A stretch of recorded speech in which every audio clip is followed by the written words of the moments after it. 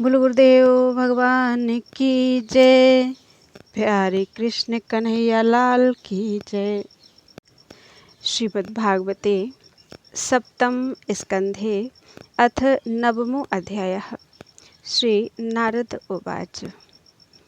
एवं सुरादयः सर्वे ब्रह्मरुद्रपुरःसराः नोपैतुं शकन्मन्यु संरम्भं सुदुराशदं। साक्षात् श्रीः प्रेषिता देवैर्दृष्ट्वा तन्महदद्भुतम् अद्रष्टा श्रुतपूर्वत्वात् सानुपेयाय शङ्किता। प्रहरादं प्रेषयामास ब्रह्मावस्थितमन्तिके तात प्रशमयोपेहि स्वपित्रे कुपितं प्रभुं।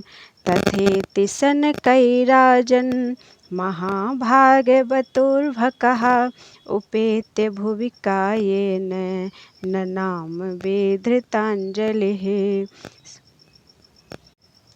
स्वपादमूले पतितं तमर्भकं विलोक्य देवः कृपया परिप्लुतः उत्थाप्य तच्छीर्ष्णयदधात् कराम्बुजं।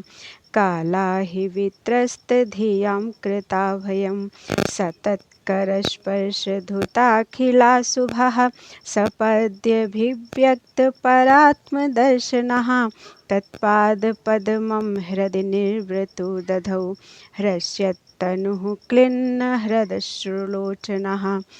औसति श्रीधरीमेकाग्रमनसा सुसमाहिताः प्रेमगदगदया वाचा तन्यस्तहृदये क्षणः।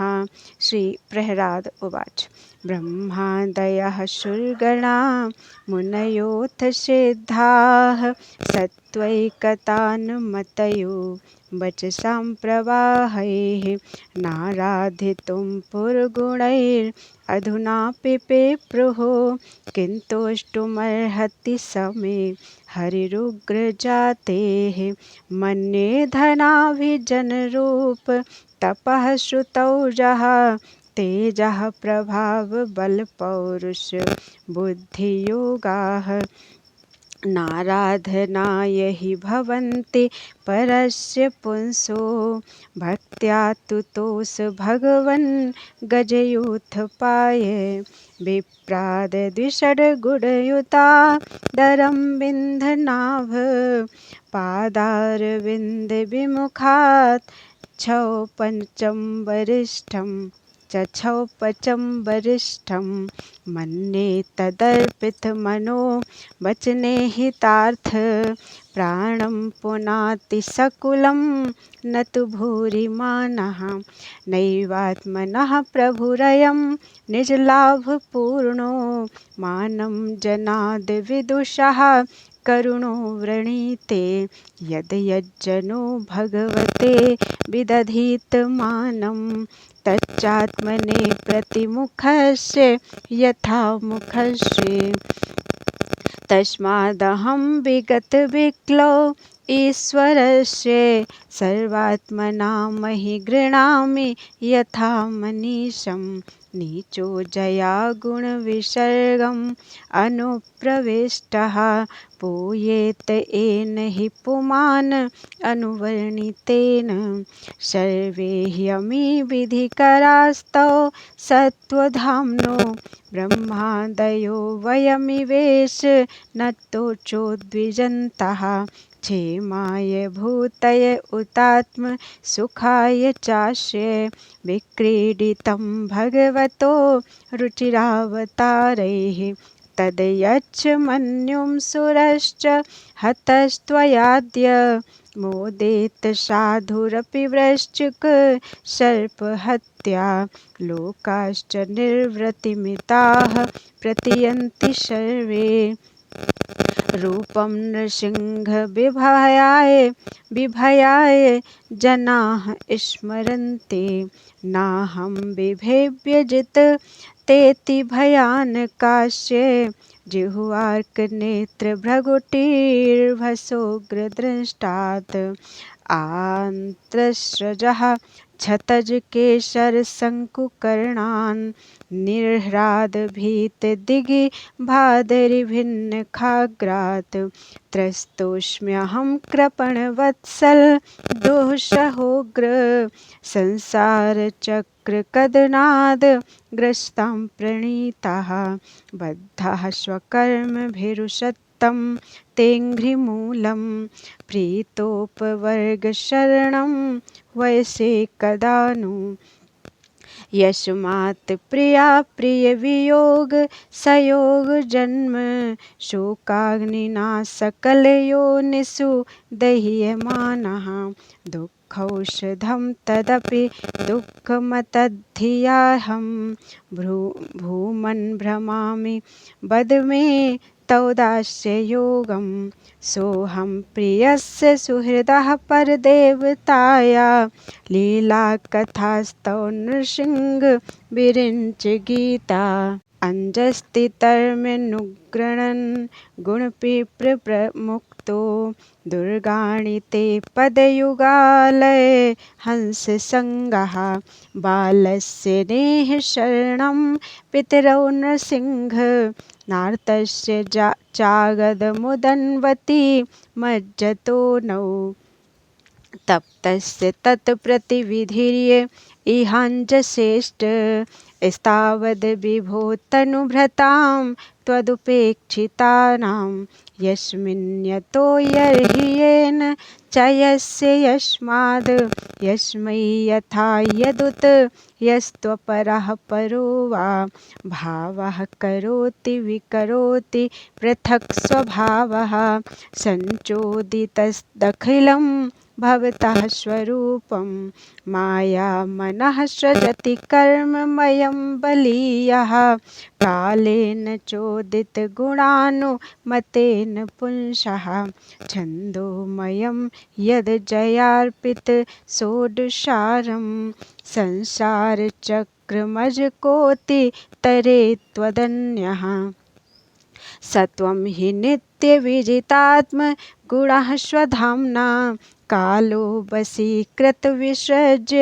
विसर्गशक्तिः चक्रे विसृष्टं जयेश्वर षोडशारे निष्पीड्यमानपुकर्ष उपकर्ष विभो प्रपन्नं द्रष्टा मया दिवि विभोऽखिल धिष्णयपानां मायुः श्रियो विभो एक्क्षतियाञ्जनोऽयम् ईस्मत्पितुः कुपितहास विजृम्भितभ्रू विस्फुजितेन लुलिताः स तु ते निरस्तः तस्मादमुस्तनुभृताम् अहमाशिषोऽज्ञ आयुः श्रियं विभवमैन्द्रियं मा विरिञ्चात् नेच्छामि ते विलुलितानुरुक्विक्रमेण कालात्मनोपनय मां निजभृत्य पार्श्वं कुत्रासि सह श्रुतिसुखा मृगतृष्णिरूपाः क्वेदं कलेवरं शेष रुजाम्बिरोहः निर्विद्यते न तु जनो यद्पीति विद्वान् कामानलं मधुलवैः समयन्दुरापैः क्वाहं रजः प्रभव ईश तमोऽधिकेऽस्मिन् जातः सुरेतरकुले क्व तवानुकम्पा न ब्रह्मणो न तु भवस्य न वै रमाया यन्मेऽर्पितः शिरसि पद्मकरः प्रसादः नैषा परावरमतिर्भवतो ननु स्यात् जन्तोर्यथात्मसुहृदो जगतस्तथापि संसेवया सुरतरोरिव ते प्रसादः सेवानुरूपमुदयो न परावरत्वम् एवं जनं निपतितं प्रभवाहि कूपे कामाभिकाममनुयः प्रपतन् प्रसङ्गात् कृत्वात्मशशात् कृत्वात्मसात् सुरर्षिणा भगवन् गृहीतः। सोऽहं कथं नु विसृजे तव भृत्य सेवां। मत्प्राणरक्षणमनन्त पितुर्वधश्च मन्ये स्वभृत्यऋषिवाक्यं ऋतं विधातुम्। खड्गं प्रगृह्य यदवोचद् सद्विधित्सु त्वामीश्वरो मदपरोऽवतु कं हरामि। एकस्त्वमेव जगदेतद् मुष्ययत्वमाद्यन्तयोः पृथग्वश्यसि मध्यतश्च। सृष्ट्वा गुणव्यतिकरं निजमाययेदं नानेव तैर्वसितस्तदनुप्रविष्टः। त्वं वा इदं सदसदीश भवांस्ततोऽन्यो माया यदात्मपरबुद्धिरियं ह्यपार्था। यद् यस्य जन्म निधनं स्थितिरीक्षणं च तद्वै तदेव वसुकालवदष्टितर्वोः। न्यस्येदमात्मनि जगद् विलयाम्बुमध्ये शेषेत्मना निजसुखानुभवो निरीहः।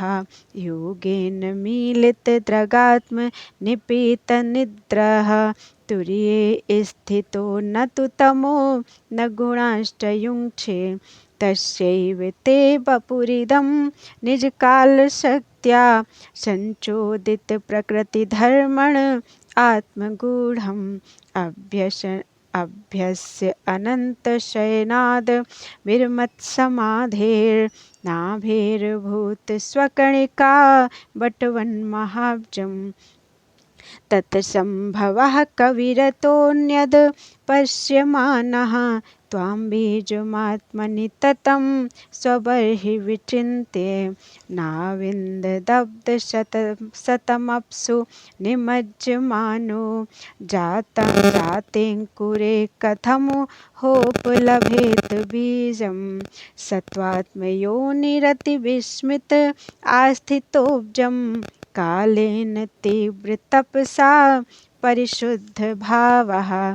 त्वमात्मनीश भुवि गन्धम् एवातिसूक्ष्मं भूतेन्द्रियाश्रयमये विततं ददर्श। एवं सहस्रवदनाङ्घ्रि शिरः करोरु नासास्य कर्णनयनाभरणायुधाढ्यं। मायामयं सदुपलक्षित सन्निवेशं दृष्ट्वा महापुरुषमाप मुदं विरिञ्चः। तस्मै भवान् हयशिरस्तनुवं च बिभ्रद् वेदद्रुहावतिबलौ मधुकैटभाख्यो। हत्वा नयच्छ्रुतिगणास्तु रजस्तमश्च सत्त्वं तव प्रियतमां तनुमामनन्ते। इत्थं रतिर्यग्रसीदेव झषावतारैर्लोकान् विभावयसि हंसि जगत्प्रतीपान्। धर्मं महापुरुष पासि युगानुवृत्तं छन्नः कलौ यद्भवस्त्रियुगोऽथ सत्वं। नैतन्मनस्तव कथासु विकुण्ठनाथ सम्प्रीयते दुरितदुष्टं साधु तीव्रं। कामातुरं हर्षशोक भयैषणार्तं तस्मिन् कथं तव गतिं विमृशामि दीनः। जिह्वैकतोच्युत विकर्षति मा वितृप्ता शिष्णोऽन्यतस्त्वद्गुदरं श्रवणं कुतश्चित्। घ्राणोऽन्यतश्च पलकदृक् क्वच कर्मशक्तिर्बह्व्यः सपत्न इव गेहपन्ति लुनन्ति। एवं स्वकर्मपतितं भववैतरण्याम् अन्योन्यजन्ममरणासन् भीतं पश्यन् जनं स्वपरिविग्रह वैरमैत्रं। हन्तेति पारचरपिप्रहि मूढमध्ये कोऽन्वत्र तेऽखिलगुरो भगवन् प्रयास उत्तारणेस्य भवशम्भो लोपहेतोः मूढेषु वै महदनुग्रहे आर्तबन्धो किं तेन ते प्रियजनान् अनुसेवतां नः नैवोद्विजे परदुरत्यै वैतरण्या स्तोद्वीर्गायन्महामृतं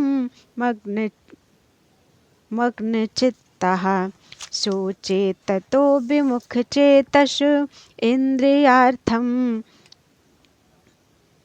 मायासुखाय भरम् उद्बहतो विमूढान् प्रायेण देवमुनयः स्वविमुक्तिकामा मौनं चरन्ति विजने न परार्थनिष्ठाः नैतान् विहाय कृपणान् विमुमुक्षु एको नान्यं त्वदस्य शरणं भ्रमतोऽनुपश्ये यन्मैथुनादिग्रहमेधि सुखं हि तुच्छं कण्डूयनेन करयोरिव दुःखं तृप्यन्ति नेह कृपणा बहुदुःखभाजः कण्डूतिवन्मनसिजं विषहेत धीरः मौनव्रतश्रुततपो अध्ययन स्वधर्म व्याख्यारहो जपसमाधये आपवर्ग्याः प्रायः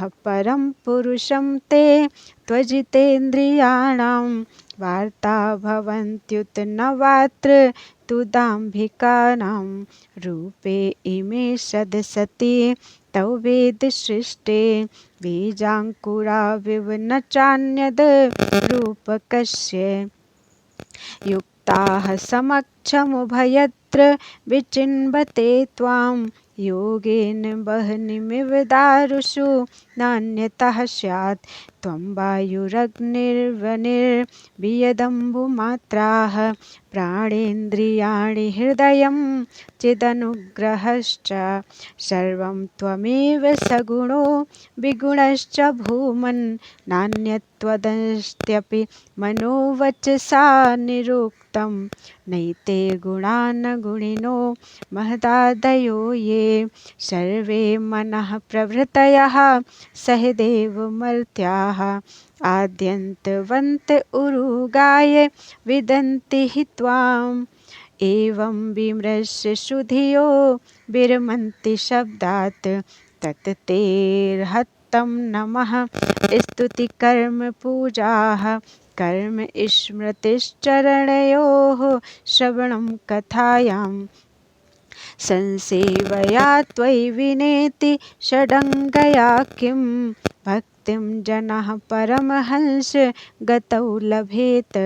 श्री नारद उवाच एतावद्वर्णितगुणो भक्त्या भक्तेन निर्गुणः प्रहरादं प्रणतं प्रीतो यत् मन्युर्भाषत।